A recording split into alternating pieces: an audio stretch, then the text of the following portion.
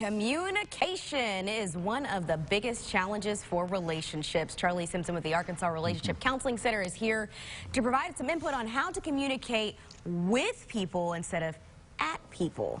All right, so what's the difference with this? A huge difference. Sounds like it. Communicating at someone typically stays on the surface. It's a lot of logical type conversations that couples have. Okay. Don't forget to pick up the kids today. We're going to eat out today. Carmen said, make sure we clean the chimney, schedule an appointment. That's communicating at That's somebody. Communicating. Oh, Carmen's over there communicating at people. Pat said there was traffic on the way coming into Little Rock. Take the back away.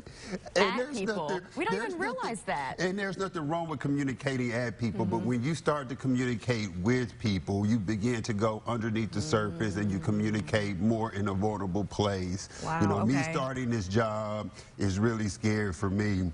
You know, Pat said he would like to live to 103 years old. What do you think that would be like if we were 103 years old? Being able to go to places where you can just connect more is what really keeps couples together in the most difficult times. And so we have to be able to just be able to go from the surface and be able to go to a place where we can begin communicating with our partner. Why is it so important to communicate with your partner? Research tells us that when you are communicating with people and you are in vulnerable places, that is when connection and attachment happens. More importantly, when you're in vulnerable places and your partner can show up for you in those moments, those are the most bonding moments that builds trust within that relationship. And so it is important to make sure that when we are communicating with each other, not only are we just going back and forth, but we're trying to be there for our partner in those moments. So what happens if we never learn how to communicate with our partner?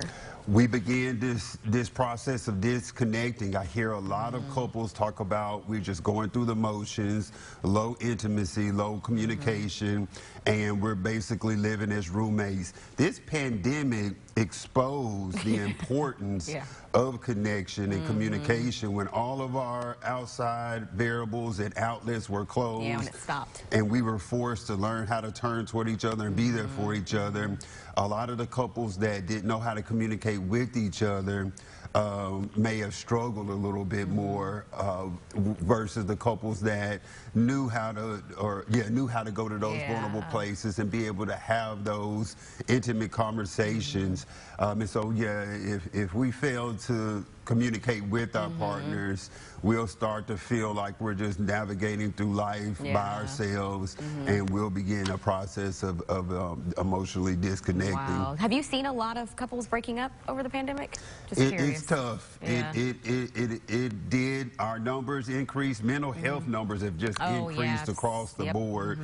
It did expose a lot of just you know, those internal concerns, and it forced people to learn how to be able to deal with that internal stuff and learn how to manage it. And when you have a partner that can be there for you in those moments, then you're going in the right direction. All right, and if you need some help, you can help them out at the Arkansas Relationship Counseling Center, Give us a call. Give us a call. Perfect. There's the information right there on your screen. All right, let's check in now with Rance. Gotta give a shout out.